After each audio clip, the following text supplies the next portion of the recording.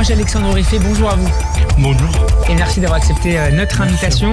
Vous faites paraître aux éditions Caradine un livre intitulé « Un Syrien en Israël à la rencontre de l'ennemi désigné », un récit dans lequel vous racontez votre histoire, celle d'un homme qui a baigné dans une culture violemment anti-israélienne et antisémite, malgré la vigilance de votre mère, sur laquelle on reviendra ensuite. Un homme qui décide de partir, en passant d'abord par la France, de partir à la découverte de la réalité israélienne, beaucoup plus complexe que ce qu'on vous avait dépeint. Farge Alexandre Riffet, quel mot décrit selon vous le mieux la réalité israélienne que l'on vous désignait en Israël comme l'ennemi, le mal absolu?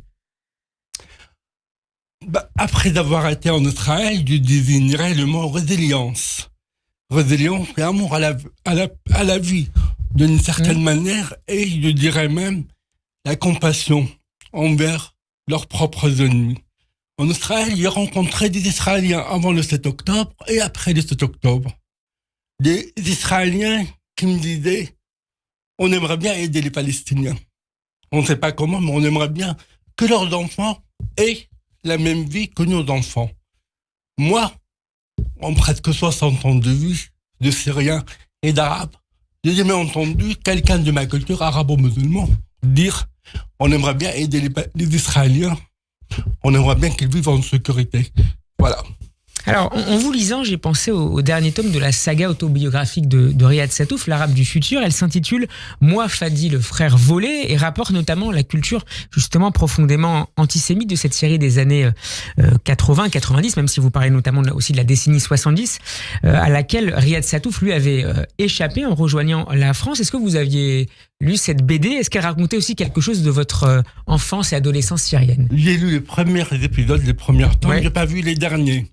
Je les ai à la maison, mais je n'ai pas encore lu l'intégralité, bien sûr.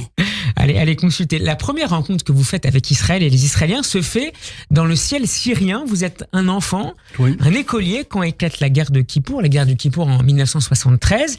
Et vous rapportez dans le livre la propagande des médias publics syriens qui glorifie la résistance du régime de Hafez al-Assad à l'époque et en cachant les éléments les plus gênants. Et c'est Moshe Dayan, le général Moshe Dayan, qui est à l'époque ministre de la Défense israélien, qui figure pour vous, dans vos yeux d'enfant, le mal absolu. Oui.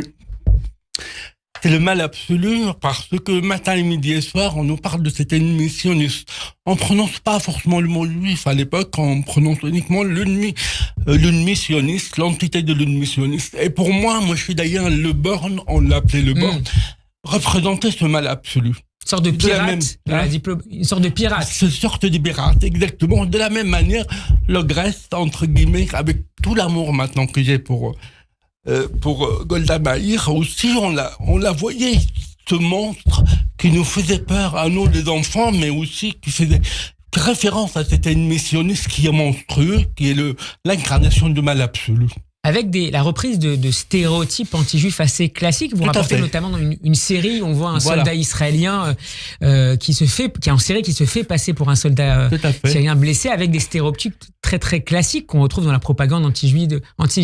Tout à fait. Et même l'aspect physique, même l'aspect dans ces séries historiques, souvent c'est des séries historiques, on nous montre ce juif dans son pire aspect, comme je l'ai découvert en Europe, c'est-à-dire la même configuration physique, mais aussi avec des caractéristiques très mauvaises, c'est-à-dire c'est quelqu'un d'avare, c'est quelqu'un de méchant, c'est quelqu'un de malveillant, c'est quelqu'un aussi de mal propre, etc., etc. Et nous avons cette image de juif, en arrivant en France, j'ai cette image de juif, malheureusement.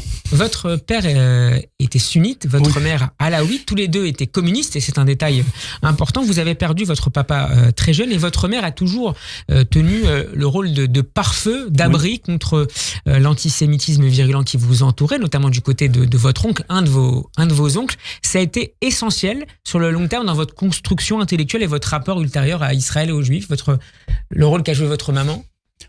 C'est dommage que Hitler n'a pas terminé son travail. C'est la phrase qui a été prononcée devant ma mère par mon oncle qui était islamiste. Ma mère lui a dit textuellement, si Hitler a terminé son travail avec les Juifs, tu aurais été le prochain sur la liste. Moi et ma mère, nous l'avons chassé de la maison ce jour-là. Je connaissais rien de cette histoire, ni des Juifs, ni de la Shoah, ni rien du tout. Mais ma mère nous a réunis, à nous 3 enfants, mes frères et sœurs, nous a dit, ne l'écoutez pas, c'est un fanatique. Et pour moi, cette première graine que ma mère a plantée a tout de résonné dans ma tête. Et au fur et à mesure, elle a planté d'autres graines. Bien sûr, ma mère, elle était pas pro-israélienne, mais elle a semé des graines. Que moi, ces graines ont semé le doute en moi, même si j'étais non plus pas un pro-israélien à l'époque. Vous parliez d'Hitler, c'est d'ailleurs en France, lorsque vous allez mener vos études, puisque vous êtes diplômé de l'ESSEC, que vous allez découvrir une histoire qu'on ne vous avait jamais racontée en Syrie, à savoir l'histoire de la Shoah. Ça a été un choc. Un véritable choc. Je crois que je n'ai pas dormi. Vraiment, quand je dis dans le livre, je n'ai pas dormi pendant 2-3 nuits, parce que j'ai l'impression d'avoir découvert quelque chose qu'on nous a caché. Et que quelque part, si on nous avait dit cette vérité telle que je l'ai découverte, peut-être ma perception de choses aurait été différente. Et voilà, nous en Syrie, on nous racontait à l'époque, il n'y avait pas Internet, il n'y avait pas des réseaux sociaux, il n'y avait pas non plus beaucoup de chaînes de télévision. Même si vous captez, comme adolescent, Radio Jérusalem, vous êtes un adolescent très, très curieux qui se cache parfois pour essayer de comprendre la réalité du monde telle qu'elle est, très complexe toujours. Oui, c'est une curiosité. C'est aussi une curiosité, c'est aussi une sorte de vouloir défier inconsciemment cette idéologie dans laquelle j'ai été élevé. Donc, bien sûr, quand j'entends pour la première fois la voix de cet ennemi, donc je me dis, bon, il y a une radio qui chante, qui rigole, des animateurs qui rigolaient et qui parlaient, et surtout, j'avais l'impression de comprendre quelques mots. Donc, je me suis dit, c'est bizarre, cet ennemi qui devait être tellement lointain, il est à portée de main, pourquoi je dois l'haïr ?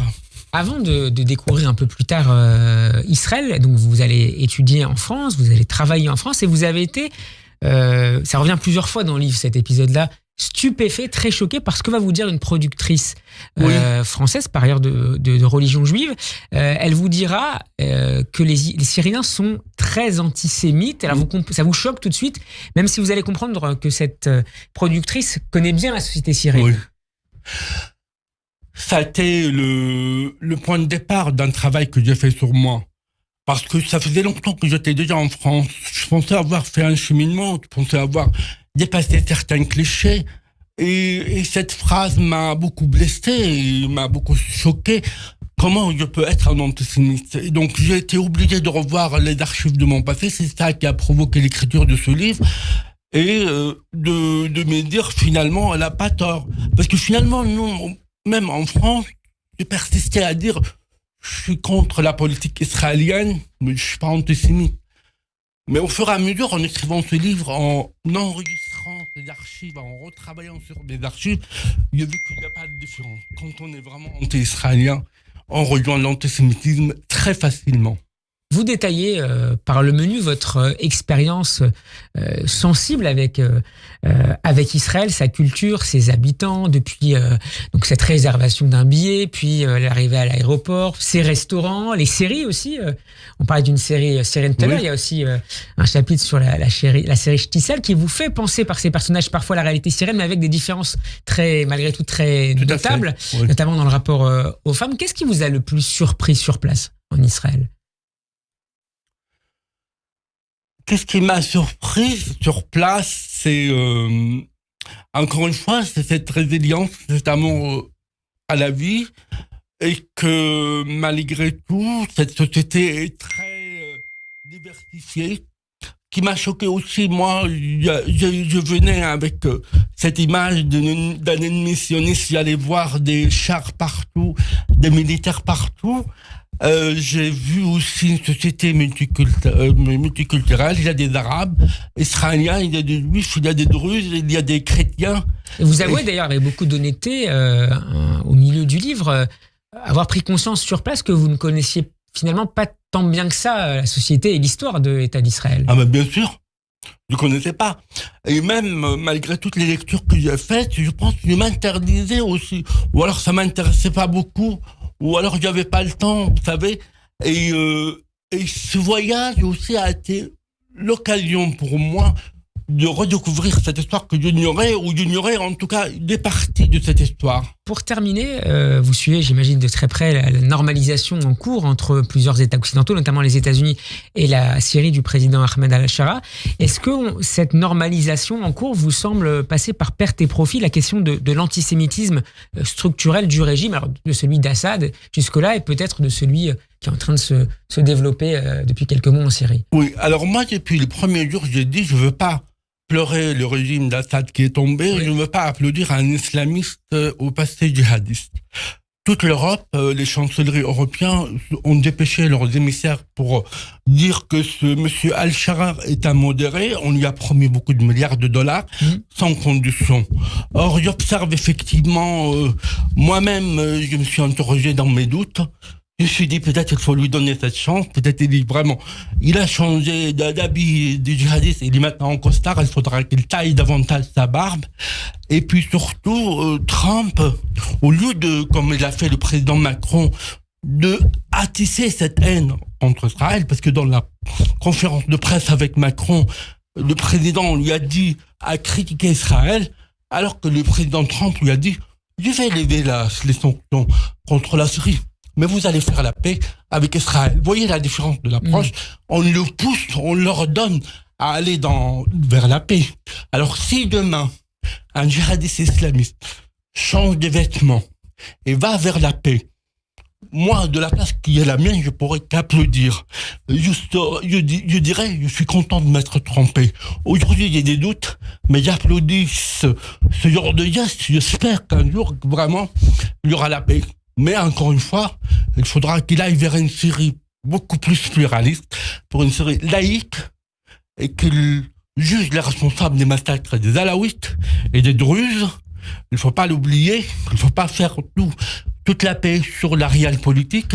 Et Israël le sait. Israël dialogue avec Jolani, mais croyez-moi, Israël il sait avec qui il parle. Il sait quelles sont les limites et quelles sont les conditions. Merci beaucoup, Faraj Alexandre Riffet, d'avoir été mon invité. Je rappelle le titre de votre livre, Un Syrien en Israël. Une histoire passionnante à découvrir aux éditions Karadine. À très bientôt sur Radio J. Bon après-midi. Merci à vous.